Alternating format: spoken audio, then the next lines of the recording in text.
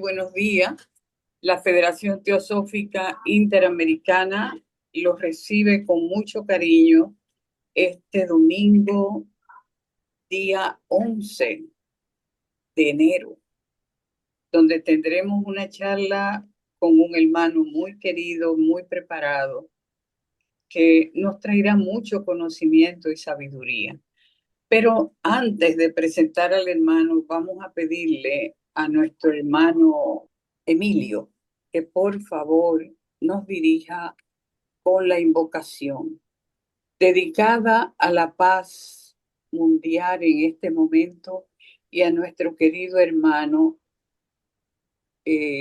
José Álvarez desde Miami, quien nos acompaña con esta invocación. Y ahora dedicamos también este trabajo para ayudar a nuestro querido hermano con su salud. Un acto de un Dharma, de dar ese servicio a ese hermano que tanto nos ha servido en un momento dado. Adelante, Emilio, con la invocación.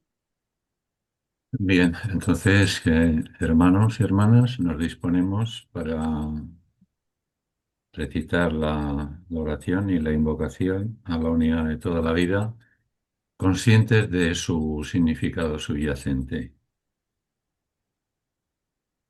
Oh vida oculta que vibras en cada átomo. Oh luz oculta que brillas en cada ser. Oh amor oculto que todo lo abarcas en la unidad. Que cada ser que se sienta uno contigo sepa que es también uno con todos los demás.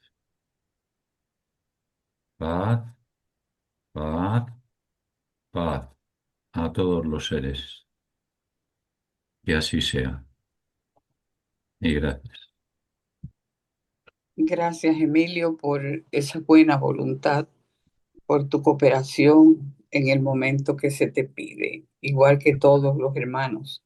Como le explicaba anteriormente, la Federación Teosófica, hoy domingo 11 de enero del 2026, tiene una charla que va a ser dirigida por nuestro hermano Manuel Fernández, ya conocido entre nosotros. Manuel es un hermano teósofo que siempre está dispuesto a servir. La charla que nos dará hoy el hermano Manuel es el simbolismo, una tradición común. Voy a pedirle al hermano Manuel que le vamos a ceder los micrófonos. Bueno, gracias, Manuel. Los micrófonos son suyos. Adelante. Bueno, muchas gracias, Magali. Buenas tardes a todos y a todas. Bueno, el título no sé si es el más acertado, porque sobre el simbolismo, alegorías y tal, sobre una tradición común, lo que vamos a hacer es, vamos a relacionar todo este simbolismo y tradiciones, ¿no? en todas las principales religiones y filosofías, ¿no? De alguna manera. Pero lo que queremos un poquito hoy hacer un bosquejo es de qué es la creación en el hombre, qué es el castigo y por qué en el hombre y qué es la redención, ¿no? Vamos a tocar también de alguna forma un poco cuáles son las manifestaciones principales de adoración a un ser mesiánico, como fueron el tema de los Reyes Magos de Oriente, ¿no? O los denominados Magos de Oriente. Bueno, eh, podríamos decir a modo un poco de introducción que desde lo remoto, ¿no? Quizá de la antigüedad de la humanidad, ¿no? El ser humano siempre ha intentado comprender, entender de alguna manera su origen, su naturaleza, su vínculo, en definitiva, con lo divino y su destino. Las distintas religiones y filosofías tenemos que tener en cuenta que aunque surgidas en contextos culturales diversos, son coincidentes en la necesidad de explicar de dónde venimos realmente, por qué sufrimos, por qué sufre la humanidad, hacia dónde se dirige o nos dirigimos, ¿no? La humanidad o nosotros como individuos. Es decir, cuál es el destino. Y luego de toda esta rueda de acontecimientos, las preguntas que muchas veces nos hacemos, ¿no? ¿Por qué ocurre esto con nosotros? ¿Por qué anhelamos fusionarnos siempre a una fuente primigenia y universal? ¿Se han preguntado alguna vez a sí mismos por qué quieren salir de esa rueda transmigratoria permanente que tenemos? O reencarnatoria, según lo queramos ver, ¿no? ¿Cuál es el objetivo de ello? Pues yo estoy casi seguro que responderíamos todos en una mayor o menor medida o con diferentes palabras que por nuestra propia iluminación, por nuestra propia, digamos, autoepifanía. Es decir, esto es el motor, digamos, que nos guía y que nos hace desear conocer y saber de ese destino.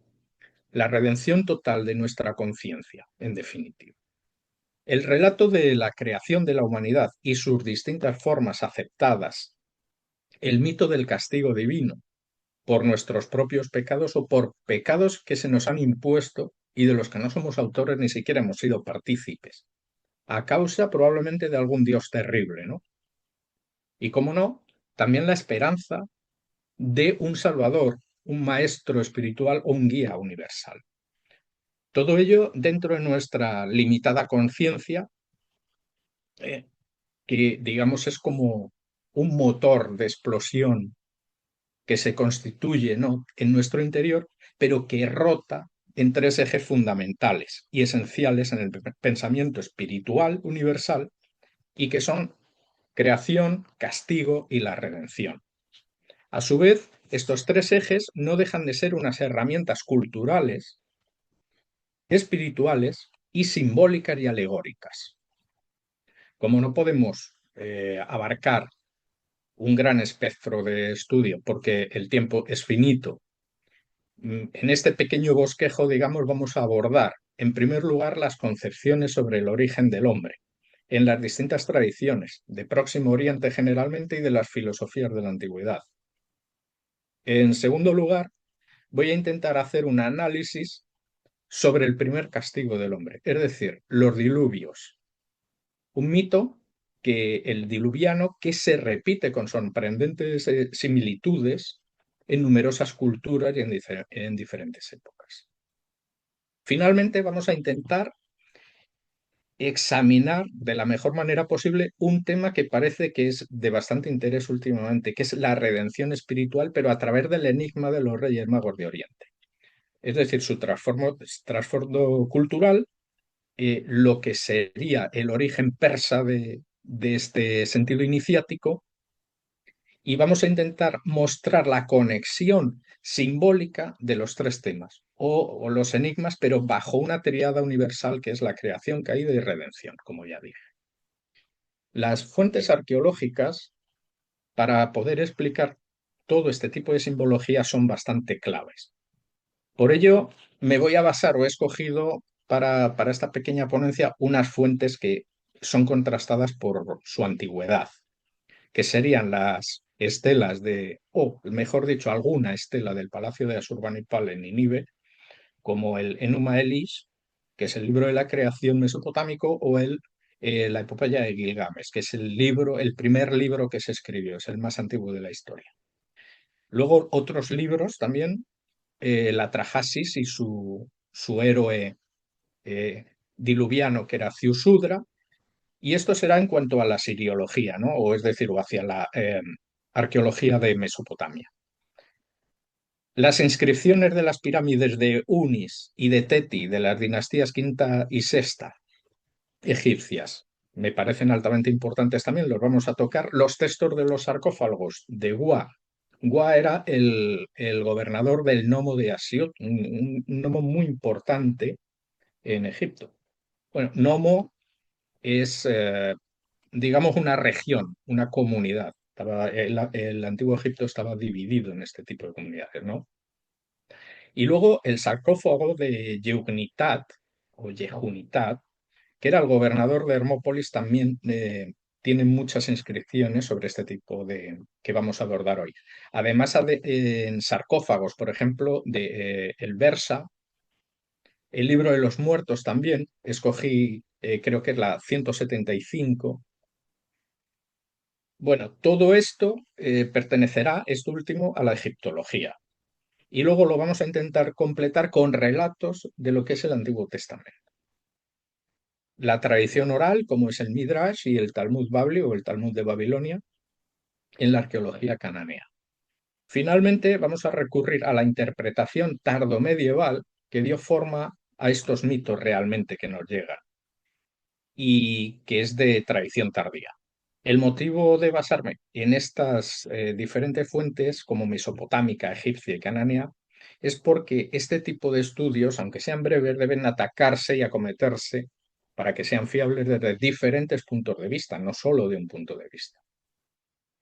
Eh, Igualmente, creo que cualquier tipo de investigaciones que cualquiera de ustedes esté interesado, debería o les recomiendo que lo soporten siempre sobre este tipo de textos que les acabo de citar. No lo hagan sobre novelas o sobre libros de autores sin respaldo ninguno. Aunque luego al final, de todos modos, luego en conclusiones explicaré unas cuantas variantes conceptuales que pueden ser de interés. Bueno, vamos a empezar viendo qué es el origen del hombre según todas las tradiciones religiosas que he escogido y las filosofías antiguas. Las antiguas civilizaciones conciben la creación del hombre como un acto que unifica la materia con el espíritu. En Mesopotamia, que es lo más antiguo que tenemos, los textos sumerios ya describen que los dioses forman al ser humano mezclando arcilla con sangre, pero con sangre de una deidad sacrificada, no con una sangre de, no sabemos de qué, o una sangre animal, sino de una deidad que se sacrifica para ello. Así, el hombre surge como un intermediario, en este sentido, entre el cielo y la tierra, cargado del deber de servir a los dioses, pero también portador de su genética, o de lo que nosotros llamamos chispa de divinidad. El dios Enki, en la mitología sumeria o la asiriología, fue el creador del primer hombre. Fue llamado Adap. Adapa fue descrito como el primer sabio y sacerdote en mitología acádico-babilónica y egipcia, y asiria, perdón. Este personaje va a ser y es clave a través de todos los mitos mesopotámicos relacionados con la sabiduría y la mortalidad del género humano. El mito nos dice que Adapa, el primer hombre, es reclamado al cielo por el dios principal, por el dios padre del panteón, que era Anu, el padre de los dioses. Y este le ofrece agua y comida a Adapa, hablamos, para que se convierta en inmortal. Y casualmente este lo rechazó por consejo de su propio creador, otro dios, hijo de Anu, que era Enki. Es decir, vuelve a la Tierra de su viaje estelar, podríamos decir, pero como mortal. En la tradición hebrea, por ejemplo, del Génesis 2.7, esto presenta la creación de Adán a partir del polvo del suelo al que se le insufla un aliento divino.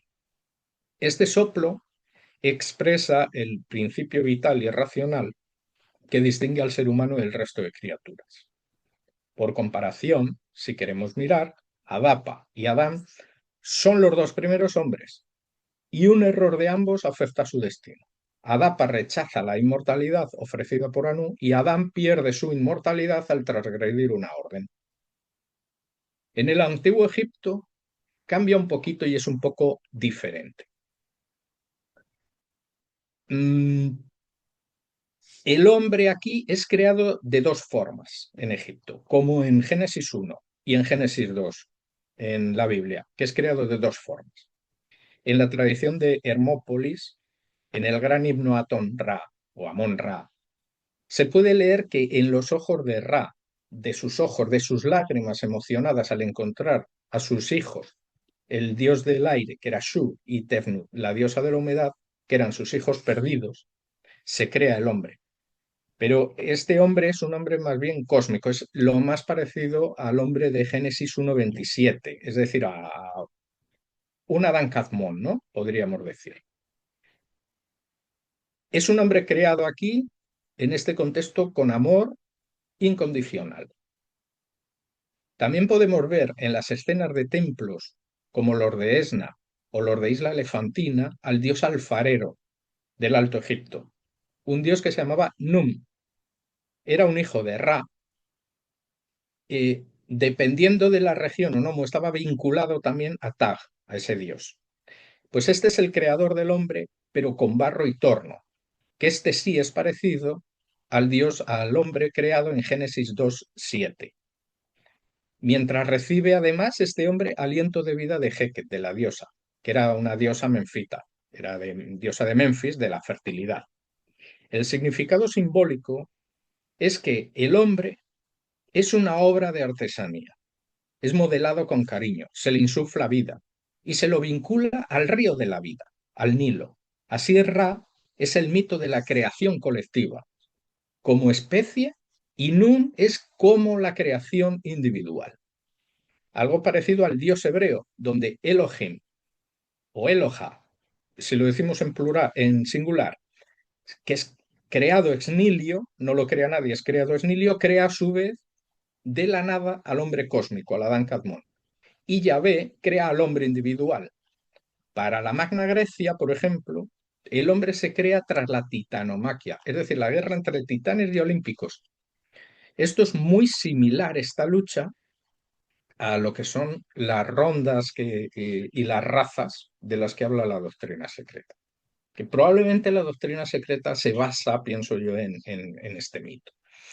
Según el mito órfico, de la sangre de los titanes que mataron a Dioniso, que era hijo de Zeus, y que fueron fulminados por un rayo del propio Zeus, nacen los humanos, pero como una mezcla divina de titanes y del barro de la tierra.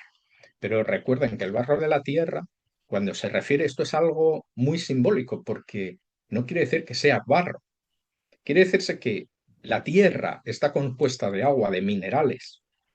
¿Y de qué está compuesto el hombre? El hombre es agua y minerales. Es algo alegórico. En el mito griego, también Prometeo, en época de Zeus, crea al hombre. Y aquí sí crea al hombre individual. Lo crea con conciencia, pero limitado y además sufriente. Y entonces es cuando decide robar el fuego, en beneficio de esta creación. Esto provocará la venganza del olímpico Zeus. Esa venganza tiene un nombre, Pandora. Pandora, la primera mujer creada por los dioses en mitología griega, es enviada a Epimeteo. Epimeteo es el hermano de Prometeo. Y a esta mujer se le entregó un jarro, el famoso jarro de Pandora. Ojo, no era una caja como se suele decir, eso es una adulteración. Pandora no tenía una caja, tenía un jarrón, un jarro cerrado que no podía o que no debía abrir. Pero ella, según el mito y desobedeciendo el mandato, decidió abrir la caja. Las consecuencias eran todas las desgracias y los males para la humanidad, como las enfermedades y los sufrimientos. La curiosidad y la transgresión de Pandora se expandieron por el mundo, quedando solamente dentro de su jarro la esperanza. Pandora y Eva, ambas son, según sus mitologías, las primeras mujeres, creadas por un dios, y sus acciones causan el mal y los problemas de la humanidad, según este mito. Pandora abre el jarro y Eva toma del fruto del árbol prohibido. Esas transgresiones requerirán de un dios poco piadoso, es decir, no era el dios egipcio. Además era severo e injusto, porque nos dota de un castigo, además colectivo. Adentrándonos además brevemente en la mitología griega y en cuanto al diluvio o el castigo de Zeus a la humanidad, el llamado diluvio de Eucalión y de Pirra, su mujer, es la primera venganza por el robo del fuego por parte de Prometeo. Zeus castiga al hombre sobreviviendo solamente de Eucalión, Deucalión, que era hijo de Prometeo, y su esposa Pirra, en una barca.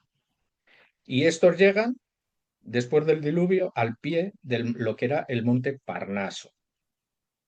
En la subida, cuando empiezan a subir, y por consejo del oráculo, pero bueno, el oráculo, que es la diosa Temis, se les dice que vayan subiendo hacia la cima del monte Parnaso y que vayan lanzando los huesos hacia atrás que van encontrando. Estos huesos simbólicos eran piedras de la desaparecida humanidad, que al caer hacia abajo estas piedras y de esta caída se va creando la nueva humanidad, una humanidad que era la humanidad renovada.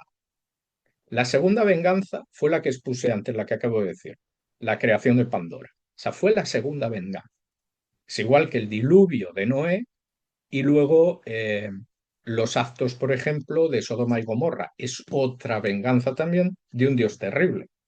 O incluso Babel.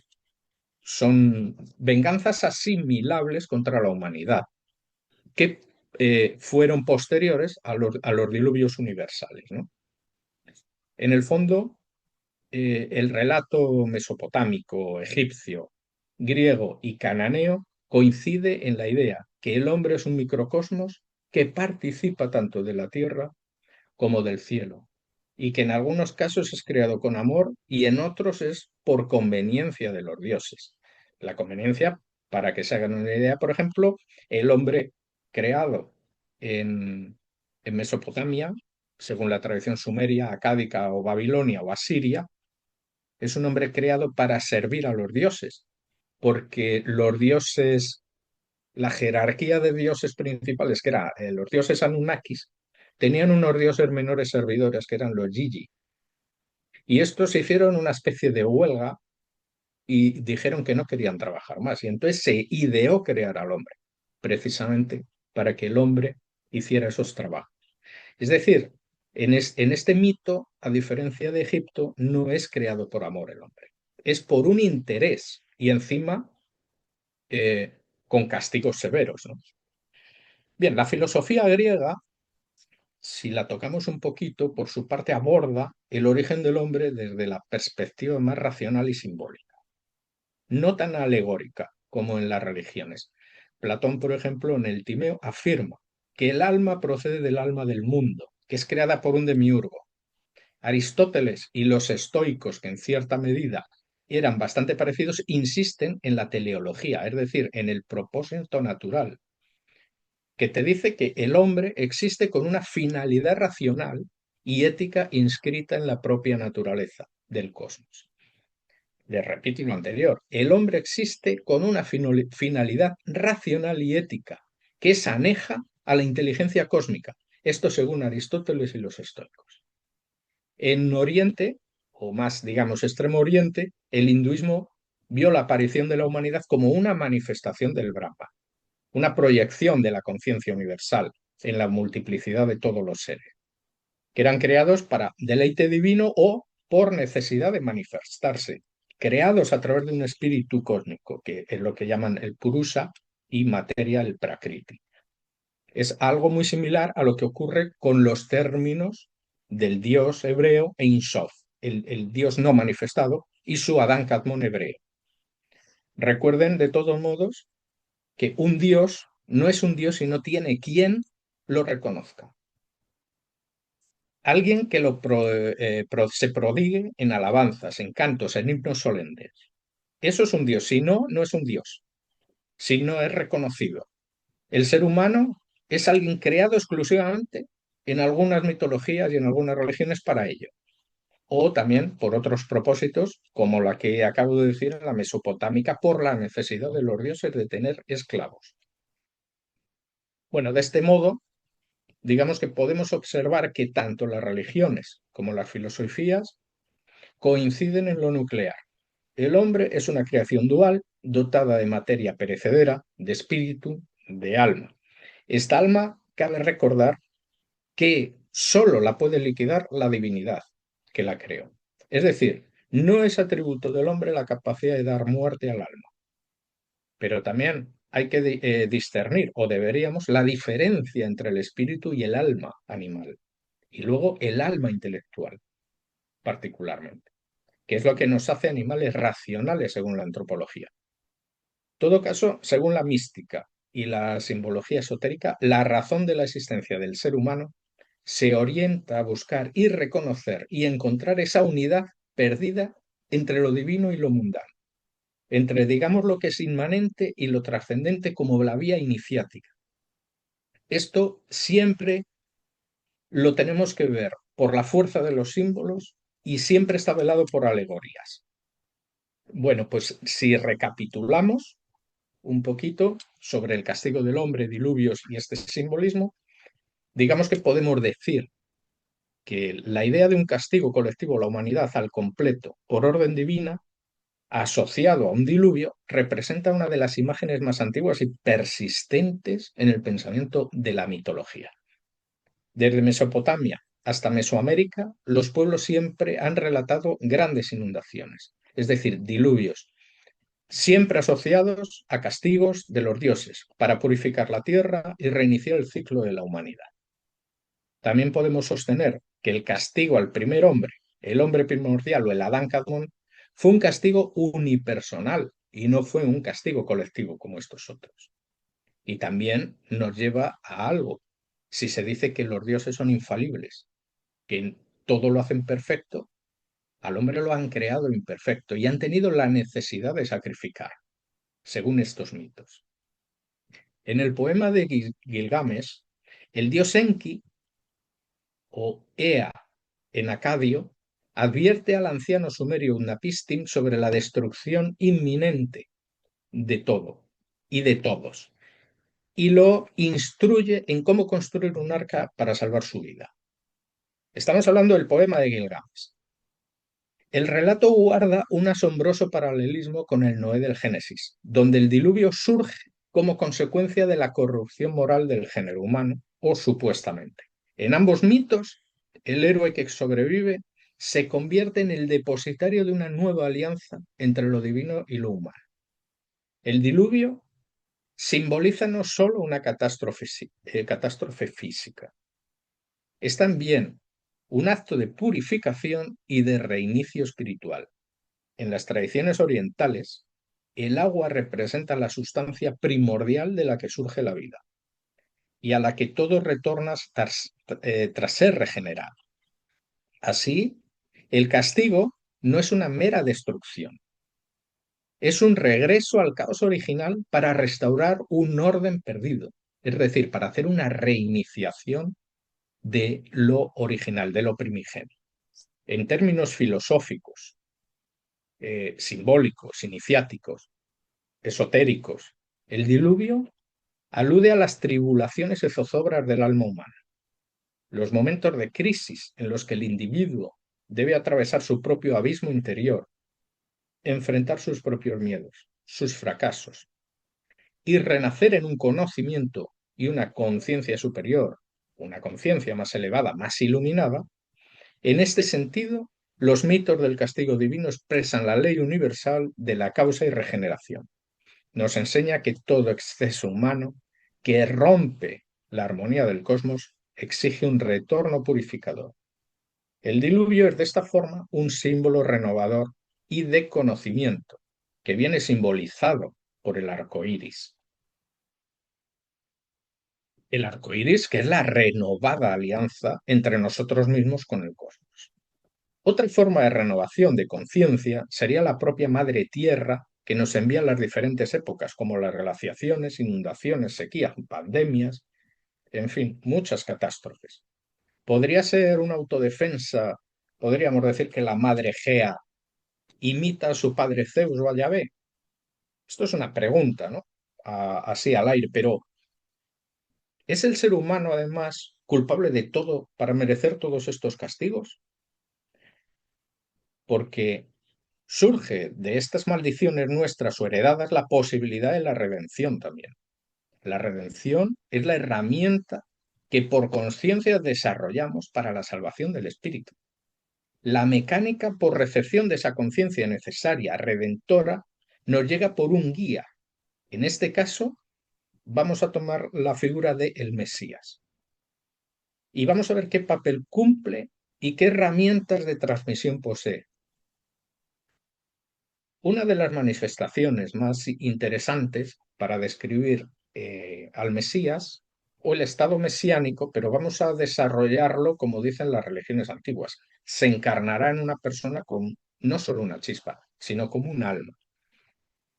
Bien, aquí tenemos la redención y la vamos a ver desde cómo son redentores en el concepto mesiánico en los Reyes Magos. El concepto mesiánico es un círculo que se va renovando, pero siempre es el mismo círculo sin romperse. Es decir, aparece con Enoc, primer hombre, pasa a ser Metatrón para acabar en Yeshua, para volver a ser Enoc. O sea, es una recapitulación que, bueno, si quieren podremos ser más precisos al final, pero en principio es esta forma. La esperanza en la redención de lo acaecido como creación humana, como sufrimiento, como pecado, como inconsciencia también, porque somos seres limitados. Toma la forma en la figura de los Reyes Magos. Y los Reyes Magos de las Navidades de Oriente, que vienen en los camellos y son 3, con oro, incienso y mirra, ¿no? Bueno, pues tal como aparece en el Evangelio de Mateo, ha fascinado, la verdad, que durante siglos, por su carácter enigmático, no se les denomina reyes. Vamos a situarnos. El Evangelio de Mateo es el único documento que habla de los Reyes Magos de forma primigenia, es decir, en época siglo I. Es el texto del que emanan los demás o que dinamizan a los demás. No se les denomina reyes en el texto original, sino magos. La palabra derivada del término persa magoi, eso es mago. Esto designaba a los sacerdotes de Zoroastro, que eran guardianes del conocimiento oculto, de la astrología y de los ritos del fuego sagrado. Tampoco se menciona en el Evangelio número alguno. Tampoco se dice que Jesús, el Mesías, fuese adorado en un pesebre, sino en una casa. Y por último, no se menciona el nombre de ninguno de los magos. Vamos a hacernos ahora una pregunta. ¿De dónde entonces llega la tradición de los nombres? Melchor, Gaspar y Baltasar. Es decir, ¿de dónde sacamos también que eran 3?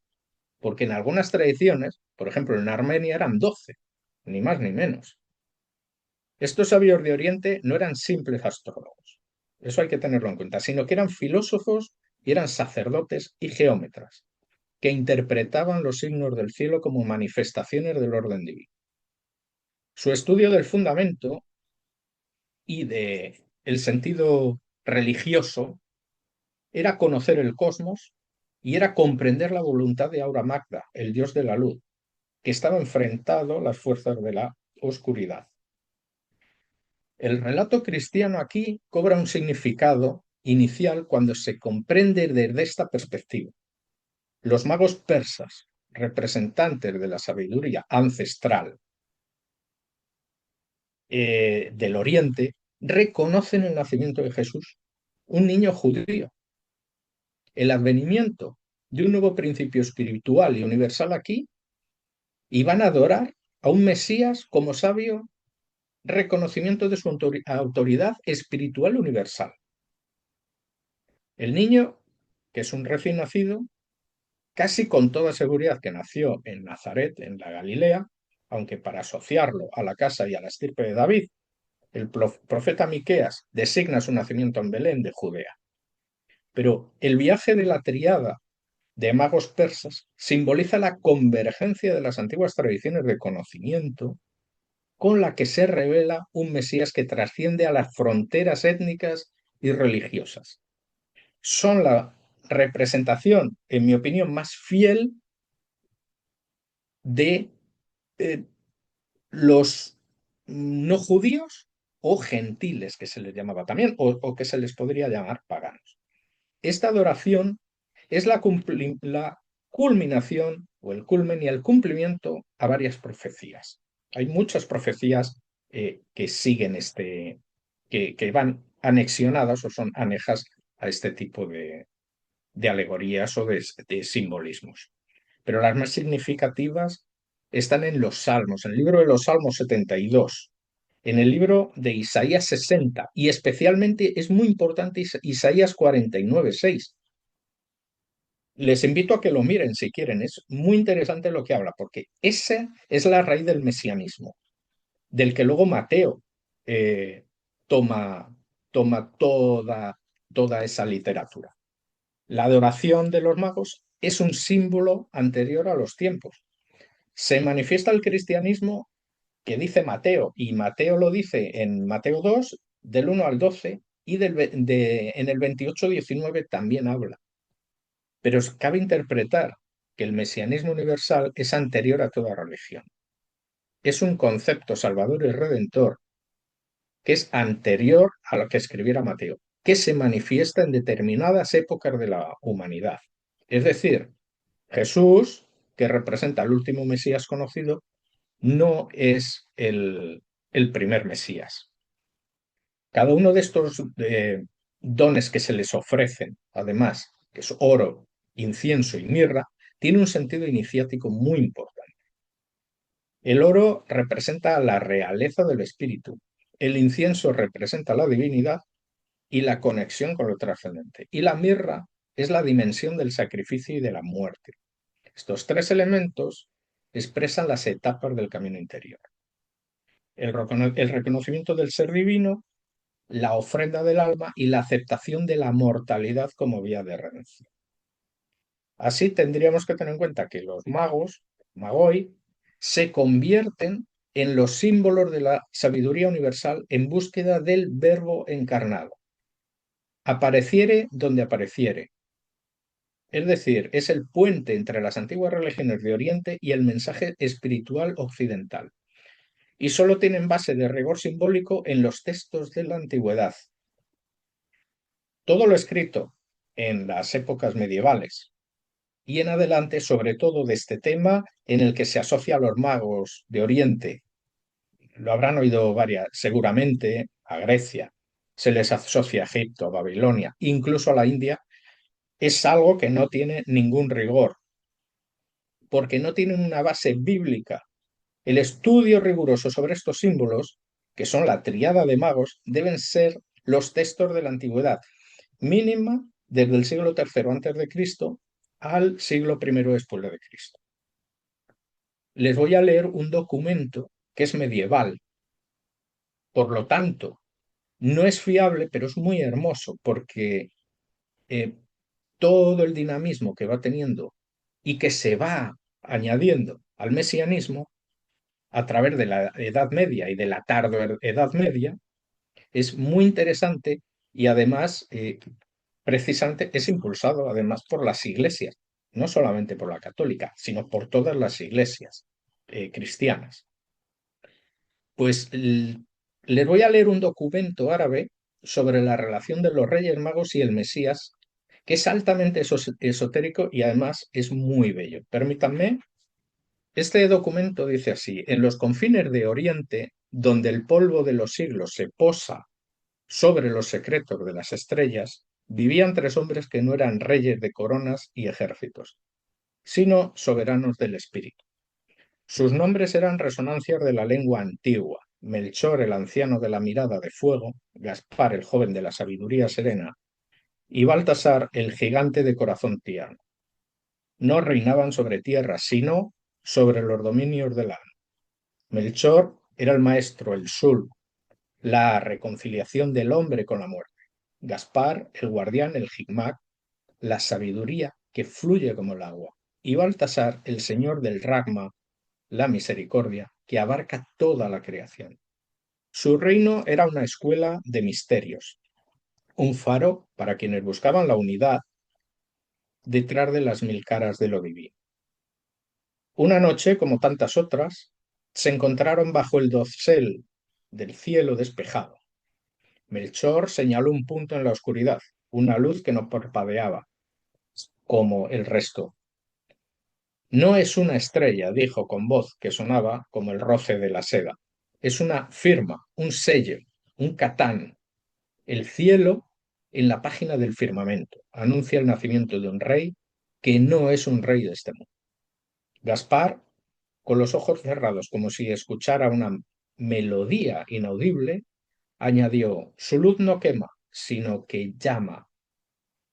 Es el fuego del que hablan los profetas, el Nur Anawar, la luz de las luces, que ha descendido para morar en el templo del barro. Baltasar, cuyo corazón sentía como una marea el tirón de la nueva estrella, habló simplemente: es el amor Isk en busca del recipiente. Debemos ir a él. Su decisión no fue un acto de conquista, sino una de peregrinación. Sabían por las escrituras que custodiaban y por las revelaciones de los sueños que este rey prometido nacería en el pueblo de Israel, un pueblo elegido por un pacto antiguo. Pero ellos, que vieron la cadena que une todas las religiones, entendieron que este pacto estaba a punto de universalizarse. El Mesías de los judíos sería Kut, el polo alrededor del cual girarían todas las búsquedas de Dios. El viaje fue su primera iniciación. Atravesaron desiertos donde el único espejo era el alma enfrentando al yin, el orgullo, ya los demonios de la duda. Cada paso era una muerte en sí mismo, un despojo de sus propias sabidurías para poder recibir una nueva. Llevaban consigo 3 tesoros, no como un atributo a un príncipe terreno, sino como ofrendas simbólicas a la naturaleza divina del que iban a encontrar.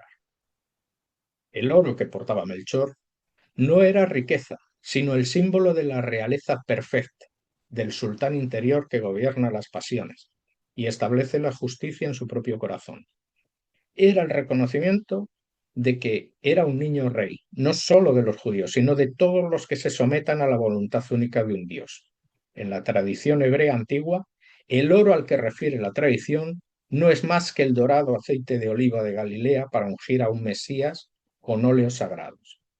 El incienso que traía Gaspar representaba el sacerdocio, el puente entre lo humano y lo divino.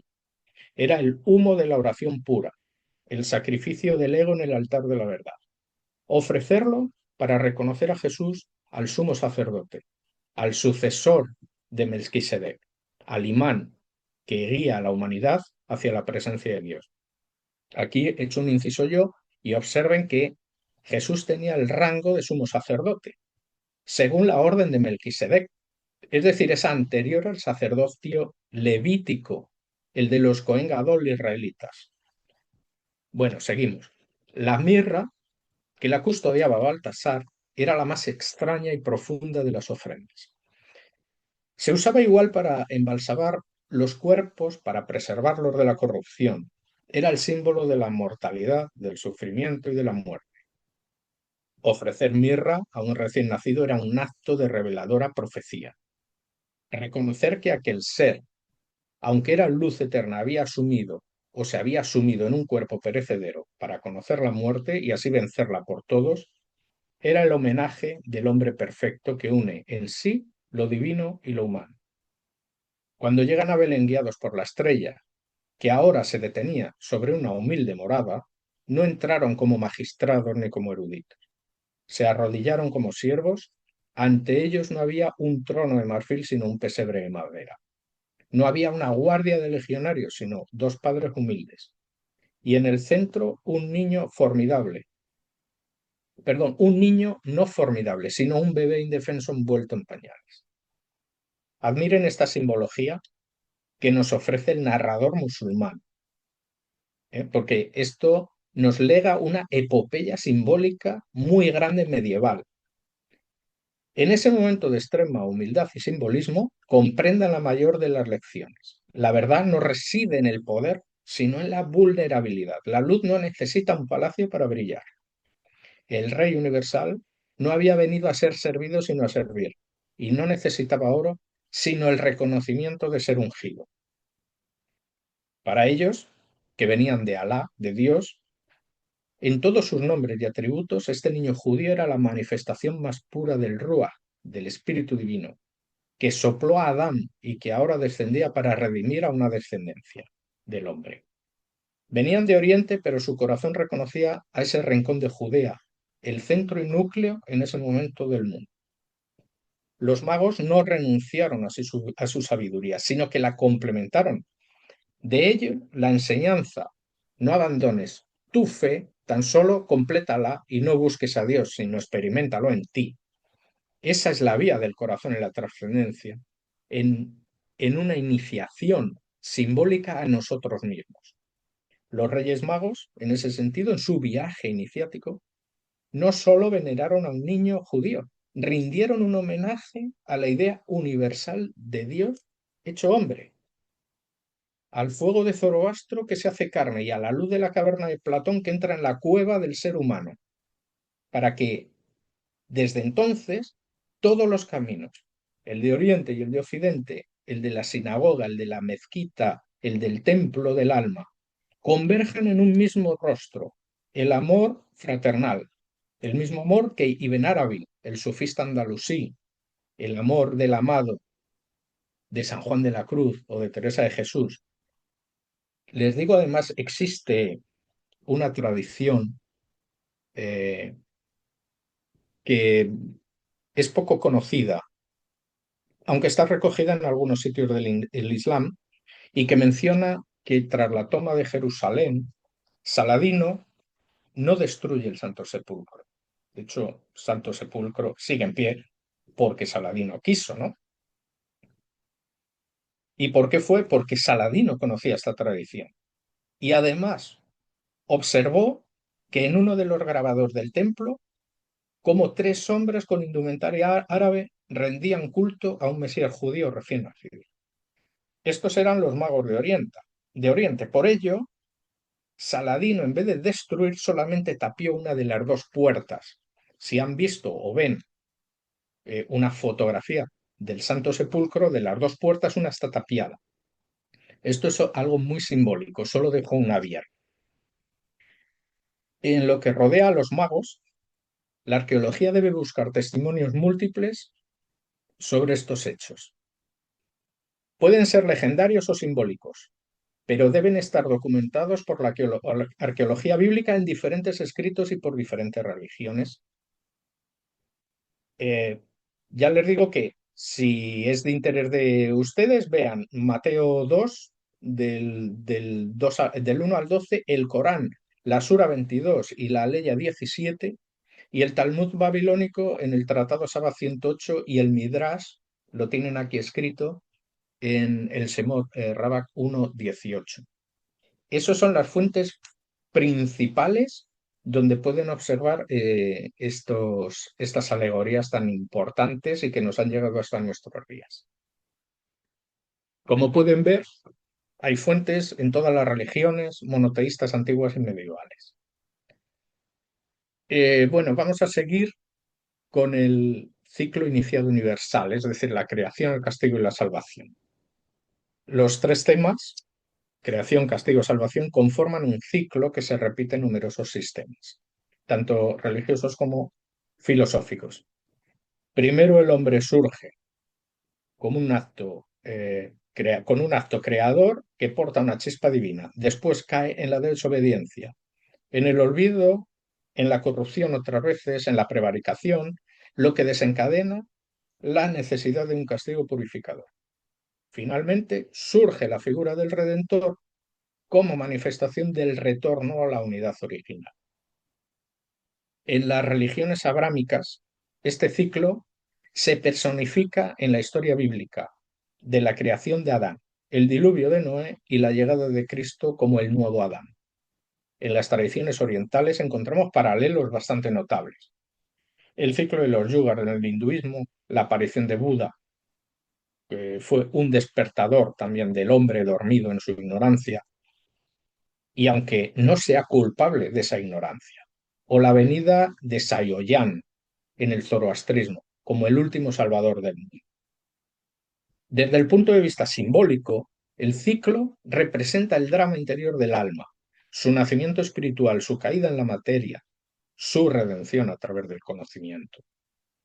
El Mesías universal no es solo una figura histórica o una figura profética, sino también es una imagen arquetípica del despertar de una conciencia en cada ser. Los Reyes Magos o los magos de Oriente, los Magoi de Persia, son las herramientas primigenias y universales del mesianismo en su primera manifestación. Está inspirado este mesianismo en la transformación de un hombre arrebatado, según las escrituras apócrifas, por Dios. Enoc.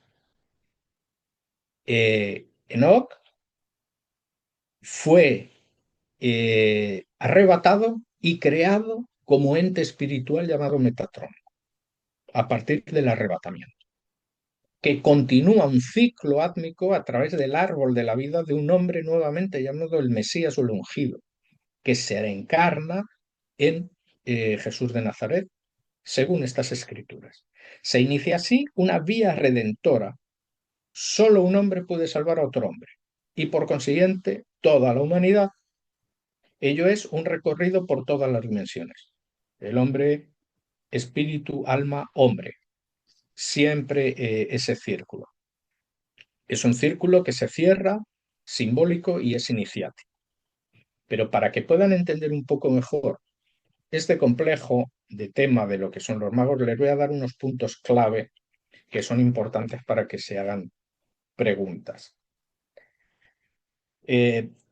Los puntos clave estos son protomedievales y tardomedievales, y algunos del siglo XIX, principalmente. El dinamismo, digamos, reinterpretativo viene avalado por las iglesias cristianas, todas, no solo la católica. Y esto es a fin de que un Dios, en este caso el Mesías, como un Dios cristiano, debía llegar a los confines del mundo y por consiguiente se le debería adorar como Mesías, fuese cual fuese la religión imperante en dichos lugares. Podríamos decir que la espoleta que da fuego a esto o que da comienzo y continúa en los Reyes Magos o los persas, está buscando explicaciones que nada tienen que ver a veces con el origen reservado del Evangelio de Mateo. Les voy a exponer parte del Evangelio de Mateo para que ustedes lo evalúen. El Evangelio de Mateo dice sobre este particular: después de nacer Yeshua en Belén de Judea en tiempos de Herodes, unos magos vienen de Oriente. Veamos, unos magos, no reyes, fíjense en lo que se va diciendo. Unos magos, no están diciendo reyes. Magoi es sinónimo de sacerdote y astrólogo y geómetra. Continúo. ¿Dónde está el rey de los judíos? Porque hemos venido y hemos visto una estrella en Oriente y venimos a adorarlo. Veamos, son astrólogos, lo cual los sitúa en Oriente. En aquella época no había astrólogos en Canaán. Estos son términos arqueológicos, pero en esa época no había astrólogos en Canaán. Eso quiere decir que ya de momento los reyes o los magos no podían ser cananeos. Con lo cual, sabemos que no venían del oriente cananeo. Probablemente venían del oriente babilónico, que estaba bajo el poder religioso persa. Luego también, adorar a un niño judío unos persas. ¿Se han preguntado si esto tiene sentido? Pues la posibilidad es la siguiente en cuanto a la explicación, por ejemplo, arqueológica. La frase Dios de los judíos, que es la que ellos dicen, venimos a adorar al Dios de los judíos, es importantísima, porque en la antigüedad los reyes sí visitaban a otros reyes o príncipes que acababan de nacer. Pero si no eran de su religión, y esto es lo importante aquí, se dirigían al preguntar por su nacionalidad, no por su etnia. La etnia está reservada a los de una misma etnia que visitan a otros. Unos reyes que visitan a Jesús hubieran preguntado ¿dónde está el rey de Israel? Nunca el rey de los judíos.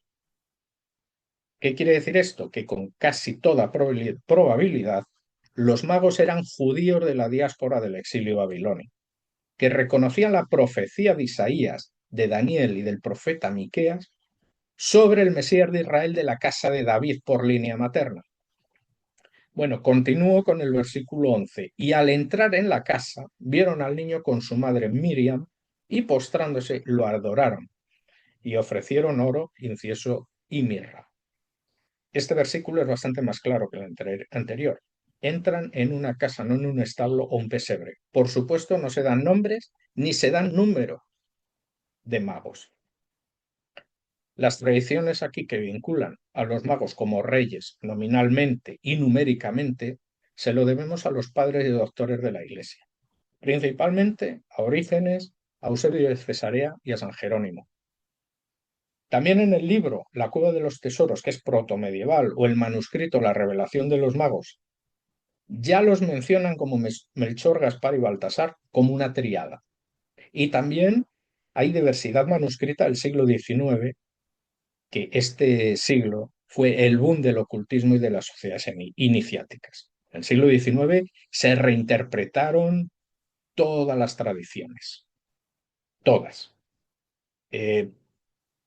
Estas tradiciones hay que decir que hay muchas más, aunque estas universalizan, digamos, a quién era Yehoshua de Nazaret, como un Mesías universal, la Lux Mundi, el Redentor. Asocian a Melchor, estas fuentes del siglo XIX, a Europa, a Gaspar, proveniente de la India y Persia, y Baltasar, de raza negra, de África. En concreto, y los estudios arqueológicos sí son los únicos que han detallado de dónde venían estas fuentes, fue a Baltasar. En concreto viene de Aksum, de Etiopía. Se tenía que vincular a los tres continentes conocidos, Europa, Asia y África, pero destacar que el más acertado, como les he dicho, era Etiopía, por la tradición de ser una de las iglesias más antiguas del mundo y por su relación con Salomón. Etiopía era la antigua Saba, el reino de Saba. También dice la historia que hubo un rey de nombre Bacen, que es muy parecido a Baltasar, fíjense en el nombre, que viajó a Belén y trajo consigo la tradición de los magos a su país y la fe cristiana. Así que, digamos que en cualquier caso, la tradición simbólica, sea cual sea la que leamos, es una revelación al conocimiento de un Mesías, que ya sea de una forma u otra, nos es dado para nuestra propia conciencia mientras divagamos por el mundo de la dualidad, por un mundo menos sutil, más grotesco, ¿no? Digamos, el más denso. Y bueno, para coger la recta final, les voy a dar mis conclusiones, y luego estaré a disposición de lo que quieran preguntar o lo que quieran que sea más preciso. El recorrido a través de los mitos y doctrinas, ¿no?, del mundo antiguo permite reconocer siempre la sorprendente unidad subyacente, es decir, lo que no estamos viendo. En todas las tradiciones, el hombre es visto como una criatura nacida del aliento divino, marcada por una fragilidad irredimible por la sabiduría o por la gracia. El diluvio universal, los magos de Oriente y el Mesías Redentor son símbolos de un mismo proceso, el viaje del espíritu desde la oscuridad a la luz. La creación, el castigo y la salvación no son unos episodios aislados, son etapas de un camino iniciático que todo ser humano debe atravesar en diferentes medidas y épocas, tanto a nivel social como a nivel individual e interior. La historia sagrada, en sus múltiples formas, expresa la aspiración constante del hombre por buscar la reconciliación con su principio divino y participar nuevamente del orden cósmico e universal. Por otro lado, la filosofía nos enseña que la búsqueda de nuestro propio camino redentor, desde el equilibrio de la intuición y la razón, en ambos casos, la religión y la filosofía, es una vertiente más esotérica. Nos enseña no a buscar una divinidad o un Mesías Salvador, sino a experimentarlo en la profundidad de nuestra propia conciencia. Al final, todas las religiones convergen en un mismo mensaje. El origen y el destino del hombre se encuentran en lo divino. Por tanto, el hombre tiene una parte divina, así como un cuerpo y alma, y diferentes niveles, además, de almas. Y está dotado también de un espíritu que anima a ese alma. Nuestra verdadera redención se cumple cuando reconocemos ser portadores de esa pequeña luz, de esa pequeña chispa eterna en el corazón del hombre. Es en ese momento cuando dejamos atrás al Mesías simbólico y nos convertimos nosotros en nuestro propio Mesías. Bueno, pues hasta aquí y estoy ya a su disposición y muchas gracias por haberme estado escuchando pacientemente. Ok, Manuel, solo me queda darte las gracias por este gran viaje que hemos hecho con tus palabras, penetrando verdades que están ahí, que tenemos que descubrir nosotros mismos, que tenemos que caminar en este viaje que la vida nos pone de frente para que caminemos hacia él. Wow, me encantó esta charla. Cuánto símbolo, cuánto conocimiento, cuánto hay que aprender. Qué cómodo se siente uno cuando estudia la doctrina secreta con lo que acabas de decir, porque cada vez que cambia una raza hay un proceso de deterioro de la naturaleza para volver a renacer. Como dice, vino nuevo en orden nuevo. Así es que uno, con este símbolo que nos acaba de dar, te agradezco enormemente porque cuánto hemos aprendido hoy. Gracias por tu oportunidad. Vamos para que le hagan la pregunta al hermano. Ok, adelante la primera, ¿no, verdad? Patricia. Hola, muy buenos días a todos y feliz año para todos. Manuel, muchas gracias por esta información, es bellísima porque nos abrió un panorama acerca del simbolismo. Obviamente todo está desarrollado hacia la divinidad. Solamente tengo dos preguntas para usted. La primera, cada símbolo representa algo para cada persona. Como dicen aquí en México, es con el cristal con que se mire, porque no todos miramos la misma manera, ni la misma forma, ni el mismo color, ¿no? Entonces, cada quien interpreta la manera a su conveniencia o a su manera de conciencia que tenga. Esa es mi primera pregunta. Y la segunda, todo símbolo representa la divinidad, pero más que nada, ¿cómo poder saber que ese símbolo me va a llevar a tener dentro de mí esa divinidad o esa percepción de conciencia de la divinidad? Gracias y buena tarde. Gracias. Bueno, yo creo que el símbolo, bueno, nuestra vida, yo creo además principalmente que la vida del hombre, del ser humano, está marcada por los símbolos. El símbolo es una herramienta potente y poderosa. Para que se hagan una idea, nosotros vamos por una calle y miramos al fondo de la calle y vemos una cruz verde y sabemos que ahí hay una farmacia. No tenemos que leer un cartel que ponga farmacia. Llegamos a un semáforo y vemos un simbolito. Nos rigen los símbolos. ¿Cuándo el símbolo es el adecuado ante, pues por ejemplo, el que medita con una vela de un color azul claro, una vela blanca o no sé qué, una imagen de Buda, una flor de lis, un papiro, no sé. Yo creo que cada uno en su corazón reconocemos en un momento dado y esa es la certeza de que estamos en el buen camino y en la verdad. Porque lo que nos diga nuestro maestro interior, eso es el maestro interior nuestro, es lo importante. Por ejemplo, entras en una iglesia, en un templo muy lúgubre, románico, de gran belleza, pero no te transmite nada, ese no es tu sitio. Yo estoy convencido. Y a lo mejor estás un día dando un paseo por el campo, te sientas en la orilla de un río a escuchar el murmullo del silencio, el sonido de los pájaros, y ahí a lo mejor es donde encuentras ese símbolo del ruido del agua, el símbolo de los pájaros, cualquiera, yo creo que es el adecuado. Yo creo que nadie puede decir este símbolo o el otro es al que el que te va a decir cuál es tu símbolo de verdad. Yo creo que la búsqueda te la dice tu propia conciencia en un momento dado y te dirá el qué. Eso es como también poner el nombre a un hijo cuando nace. Lo pones no a la ligera, lo pones porque es un símbolo también. Símbolo del nombre, el símbolo de quiero que tenga el nombre de tal o quiero tal nombre porque tiene fuerza, es un nombre potente, es un nombre de fuerza, es un nombre de trascendencia, ¿no? Y la divinidad yo creo que está en todas las partes.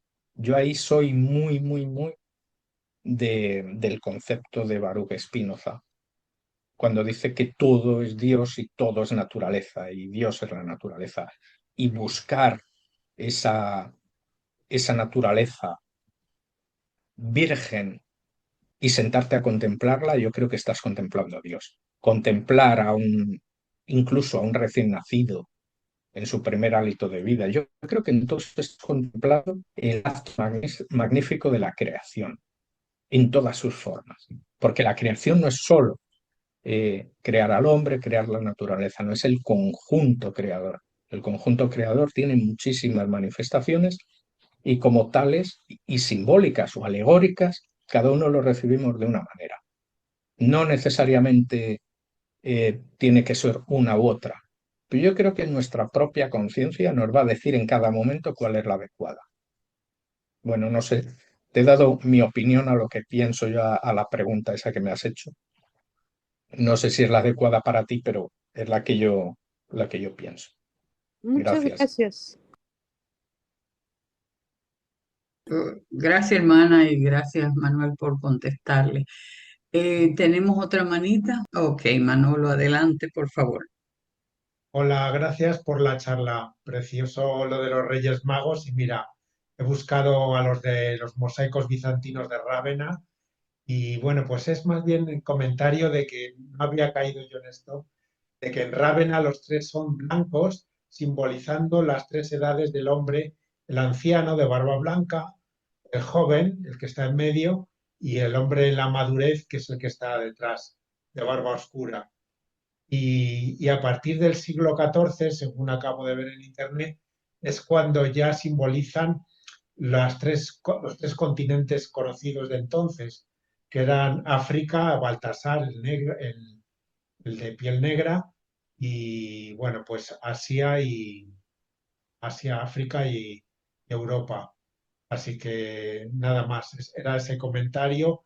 Y bueno, decir que los persas y los asánidas que combatieron al imperio bizantino respetaron las representaciones de los Reyes Magos y los turcos en general luego también, los otomanos respetaron la representación bizantina de los Reyes Magos porque veían persas vestidos, o sea, estaban vestidos de persas, como tengo yo ahí en la foto, o sea, estaban vestidos de zoroástricos y los otomanos no los destruyeron esos mosaicos, los respetaron porque veían persas. Pues nada más, gracias.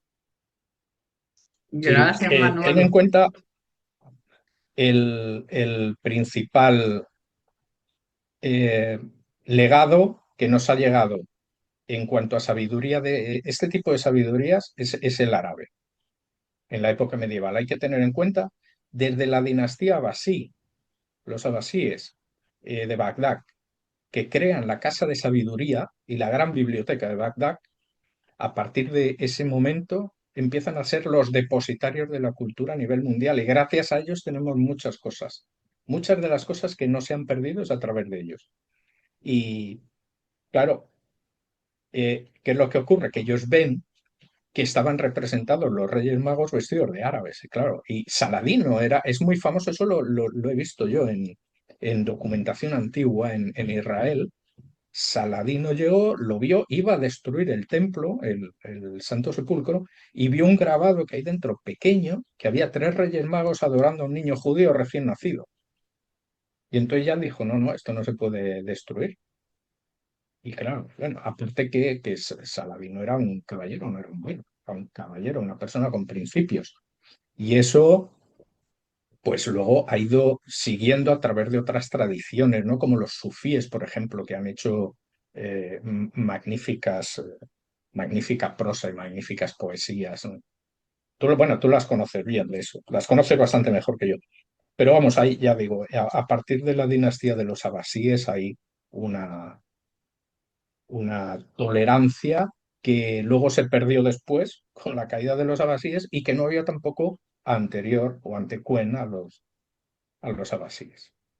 Y Y sí bueno, que, claro, la tríada representan pues, los continentes conocidos, no se conocía América, había 3 continentes conocidos. Y luego cada uno barba blanca, otro barba oscura y otro negro, representaban las edades del hombre, es decir, era un jano también en movimiento y que adoraba a un Mesías que tenía carácter universal y carácter redentor universal. Y eso además, en cualquier evangelio que leáis, un Mesías como querían los judíos o como esperaban los judíos no tenía nada que ver con un Mesías como era Jesús. Por eso lo desecharon. Es que eso hay que tenerlo en cuenta. El Mesías judío era un Mesías militar, básicamente, que venía a destrozar a los romanos y a imponer su luz al mundo, pero a través de ellos. Y jamás se hubieran juntado con los personajes que se juntaba Jesús o hubiera curado y sanado a personajes pues, como el centurión romano y este tipo de gente. No lo hubieran hecho. Eso denota que era un Mesías universal. Y como era universal, había que llevarlo a todos los confines de los continentes conocidos, aunque en esos lugares no fuera la religión cristiana la preponderante. Y esa es la representación de los magos. Gracias, Manolo. gracias. Gracias a los dos. Eva sigue. Hola, Adel- feliz año a adelante, todos. Eva. Primero, Gracias. Manolo, me ha Hola. encantado y me ha gustado muchísimo el texto que has leído. Es súper bonito. Y mi pregunta es justamente sobre Saladino. ¿Por qué solamente tapia una puerta y por qué no las dos? Ya está, gracias. Porque lo que te está diciendo es que quien entra dentro ya no puede salir simbólicamente. ¿Y quién va a entrar ya? Nadie, porque no va a dejar entrar cristianos, ya no dejó entrar cristianos, solo dejó la de salida. Había 2 puertas, la de entrada y la de salida. Tapió simbólicamente la puerta de entrada. Entonces solo dejó abierta la de salida para que salieran. Es un simbolismo. Por eso digo que la vida del hombre, de la humanidad, está marcada por símbolos, por alegorías. Hay que ver el símbolo. El símbolo es poderosísimo, muy poderoso, muy poderoso. Y ese símbolo de tapiar una puerta, y lo que hizo fue no destruir el Santo Sepulcro. Tapó esa puerta porque dijo, ya no entran aquí cristianos. Pero esto se respeta. Cosa que no hicieron los cristianos cuando llegaron a Tierra Santa, que arrasaron y mataron a todo el mundo. Pero bueno, eso es otro tema. Gracias. A ti. Ok, adelante, Carlos, por favor, con su pregunta. Correcto. Nada, felicidades por la conferencia. Yo me gustaría, si podría hacer alguna mención a la tradición del buey y el burro, que de dónde sale esos símbolos o esas figuras. Sí. El buey y el burro viene de Isaías. En Isaías 1:3 ya te habla del buey y el burro, pero no en el concepto mesiánico, sino en el concepto de que el buey es un animal dócil y el burro leal. Eran dóciles y leales. Eso venía en Isaías 1. ¿Qué ocurre? Que luego también, por ejemplo, tienen todas esas tradiciones que en la Edad Media transmitirse al tema mesiánico. Porque en el tema original, como dije, que es Mateo, en Mateo, no viene nada de eso. Ni viene que eran 3 reyes magos, ni nada de eso. Esos son posteriores. Por eso la arqueología no trabaja con textos apócrifos nunca. Por una razón, porque son muy lejanos del siglo I y son reinterpretaciones de los escritos del siglo I, de los canónicos, de los libros canónicos. Ni más ni menos que es por eso. son reinterpretaciones. Entonces, en el siglo II ya aparece el burro y aparece el buey en el protoevangelio de Santiago y también aparece en el pseudo Mateo. Hay un libro que se llama Pseudo Mateo, que es antiguo también, siglo II, siglo III, y está declarado como un evangelio apócrifo. También habla de eso. De hecho, el protoevangelio de Santiago principalmente habla además de la infancia de Jesús. Es el único libro que habla sobre esas infancias. Todo el tema ese de los pajaritos que revivió, todas esas cosas, el niño que lo mató y luego lo resucitó y todo eso viene en el protoevangelio de Santiago. Pero vamos, era para, como te he dicho, relacionar el carácter servicial y leal, o de la fuerza y de la lealtad, que era personificado simbólicamente también en el burro y en el buey. Por eso se les mete en el portal de Belén y se le pone al niño que estaba en un pesebre, porque supuestamente, como estaba con dos animales y no había tenido casa, se le puso en un pesebre porque no había una cuna. Y al decir pesebre se refiere en un comedero de animales, no en un pesebre grande, pero que también es otra tradición tardomedieval, porque en el original de Mateo te dice que los reyes llegaron y entraron en la casa, es decir, estaban en una casa en Belén. Muy bien. De manera adicional, me gustaría saber, ya que hablábamos de los Reyes Magos, pues si existe alguna tradición similar en otras religiones, culturas, y, y ya visto esto, pues ¿tú qué opinas de dónde nació Jesús? ¿Por qué nació allí? Empezando por el final. Yo estoy convencido, y todos los historiadores, filólogos, arqueólogos, historiadores, Jesús nació en Nazaret. Lo que pasa es que en Miqueas 5, en el libro de Miqueas 5, dice que el Mesías de Israel vendrá de la estirpe del rey David, de la estirpe de David, y que tendrá que nacer en Belén.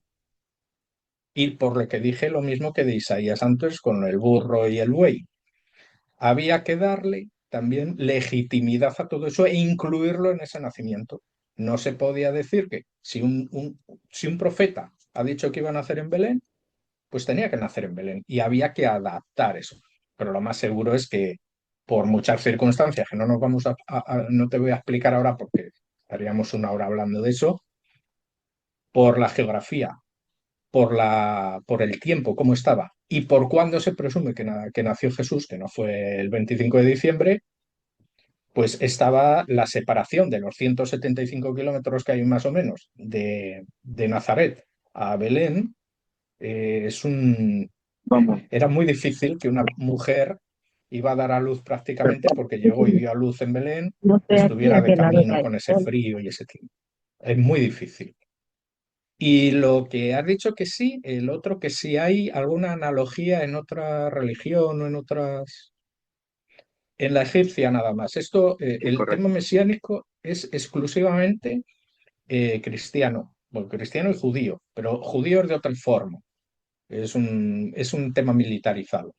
Es cristiano, pero sí hay una adoración en, en Egipto.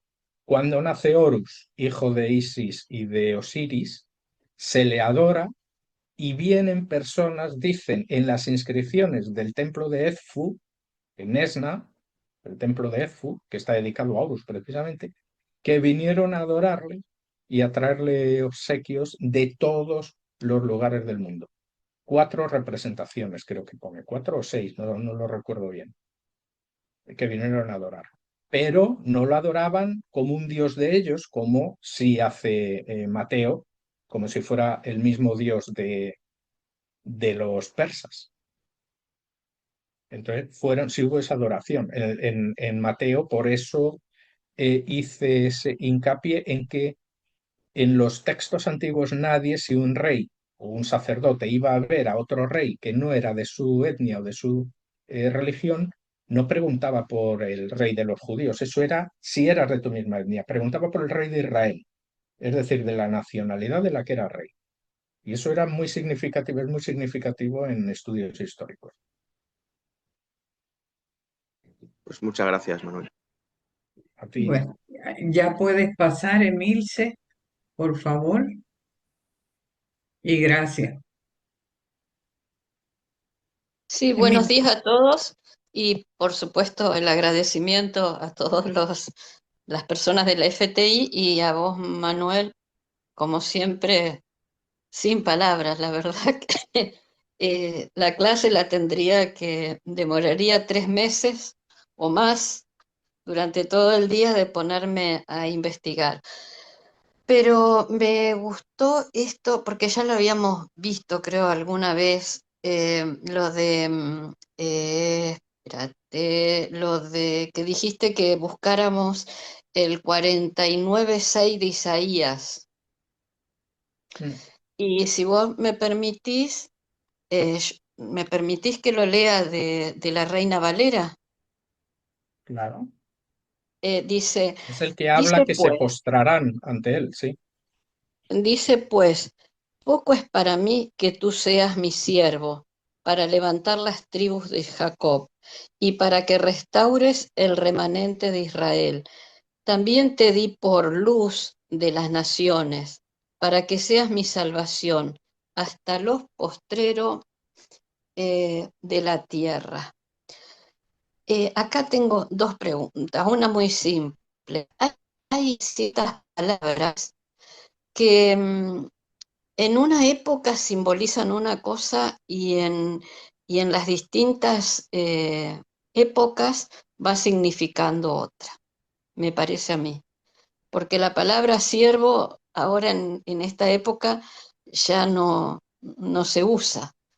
Entonces, para mi interpretación, yo te pregunto, ¿esto quiere decir que describe el propósito de siervo de Dios porque afirma que cada uno de nosotros, al conocer al conocerse realmente, como dice Blavatsky, que ella escribió la doctrina secreta para que nos conociéramos, es para una magnificencia justamente yo no lo puedo llamar Dios, porque para mí sería antropomorfizarlo, de de eso que no lo podemos describir porque nos quedaríamos cortos. Entonces, al reconocernos nosotros que cada uno tiene esa chispa en el ser y lo que debe hacer es manifestarlo, es traerlo a Dios a la tierra. Es esto mismo que dice acá Isaías. ¿Te parece? Contesto. Mm, ese versículo va dirigido tanto a judíos como a gentiles, porque la parte de ser siervo se refiere a los judíos. Es la parte judía exclusivamente. Cuando dice serás luz o también para las naciones, ahí está hablando ya hacia afuera también, hacia los gentiles. Y entonces no es lo mismo porque los judíos tienen 613 mandamientos y las naciones tienen 10 mandamientos, nada más. Los mandamientos de la ley de Dios, famosos, de las tablas. Entonces, ahí, en ese versículo está diciendo que es Dios de Israel, tiene un tratamiento diferente para el judío, un Dios de Israel. Es diferente en el tratamiento a si también es Dios para el resto del mundo, para las naciones. Está dividiéndole, si lo lees muy despacito verás que discrimina muy sutilmente. Y luego, eh, Dios, eh, tal como lo vemos y como lo leemos, es antropomórfico totalmente. Ojo, y lo voy a razonar. Dios es antropomórfico y si hablamos más del Dios de Israel es totalmente antropomórfico. Y no digo nada en los otros que eran antropomórficos también y bajaban y dialogaban como en el los antiguos sumerios, los Anunnakis, que hablaban con el hombre perfectamente. Otra cosa es el creador y son dos conceptos diferentes. El creador es el no manifestado, es el Ein Sof, el que da la energía para que se haga la creación.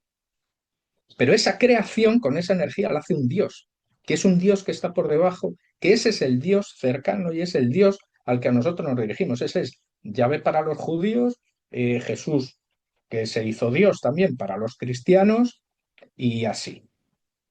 Entonces son dos conceptos diferentes. Una cosa es el creador y otra es Dios. El creador no necesita que le hagan alabanzas, no necesita que le recen, no necesita que le adoren. De hecho, es desconocido, no tiene forma, cuerpo, es sutil totalmente.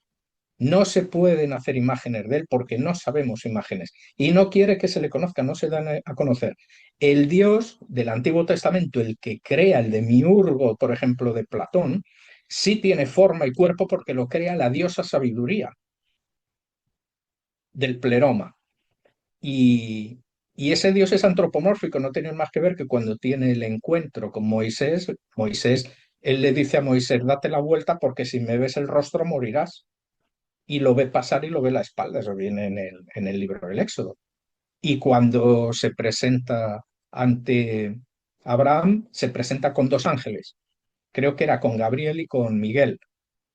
Y Abraham no sabe quién de los tres es Dios, porque va con ellos, porque como sabe que va a ver el rostro a Abraham para anunciarle que Sodoma y Gomorra van a ser destruidas, no puede verle. No, como no quiere que sepa cuál es su rostro, va con otros dos personajes.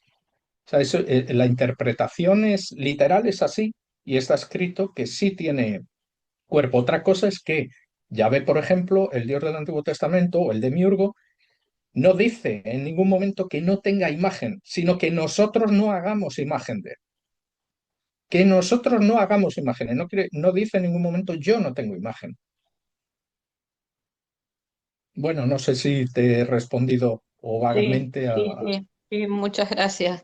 En realidad Gracias. quería imaginarme con lo que dice Blavatsky, que no hay diferencia. Entonces, por eso yo dije entre los siervos y los no siervos, ahí también comprendemos la unidad, pero cada uno tiene vos tenés un nivel de conciencia muy superior, en algún momento llegaré a tener eso.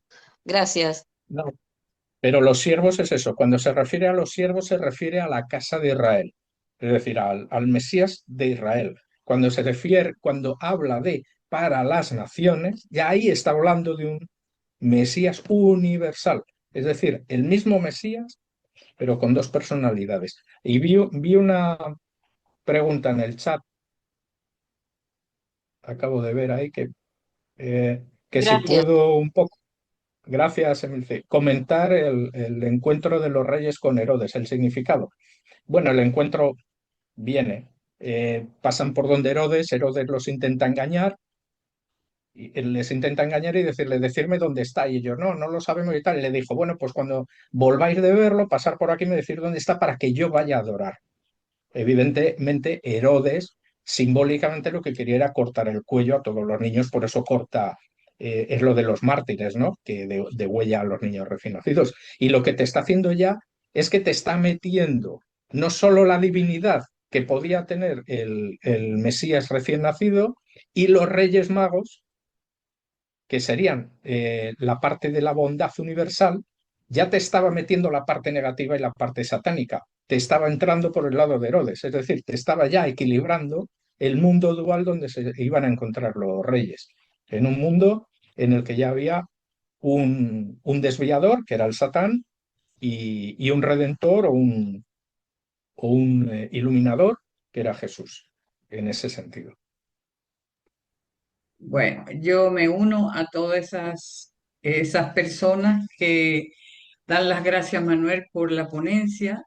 Es maravilloso porque el segundo objetivo de la Sociedad Teosófica es estudiar ciencia, filosofía y religión y compararla, como lo ha hecho Manuel hoy, comparando las distintas épocas que hemos tenido de las distintas religiones y sacando el mejor provecho de los símbolos.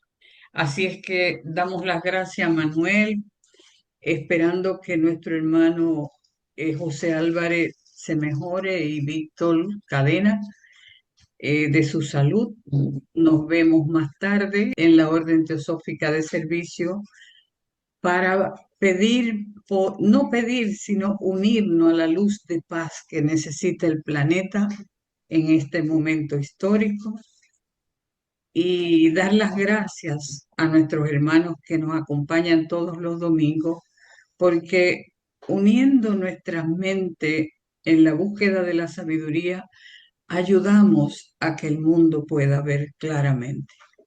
Gracias, Manuel, por tu trabajo. Gracias. Muchísimas Gracias. gracias Muchísimas muchísimas gracias gracias. a todos vosotros.